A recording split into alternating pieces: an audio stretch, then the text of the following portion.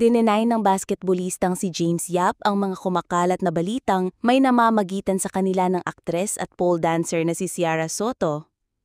Sa isang panayam sa kanya ng columnist na si Dolly Ann Carvajal, ay diretsahan niyang itinanggi ang chika. "Kotso-kotso lang yan, miga," saad ni James sa wikang hiligay nun.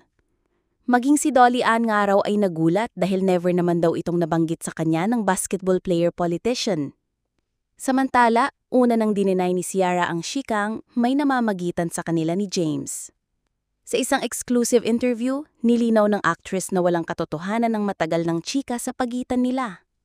Anin niya, magkaibigan lamang sila ni James. "No, he's a friend. He's a good friend of mine. Matagal na kaming magkaibigan." Lahad ni Ciara. Matatandaang nachika ang dalawa matapos sabihin ng isang netizen na confirmed couple sina James at Ciara. Noong 2022 kasi ay nakita rin ng dalawa na magkatabi sa isang birthday party, kaya may mga chikang baka may something sa dalawa. Samantala, ayon kay Ciara, nagsimula ang friendship nila ni James dahil naging magkasama sila ni na Mark Pingris na siya namang asawa ng kanyang pinsan na si Danica Soto.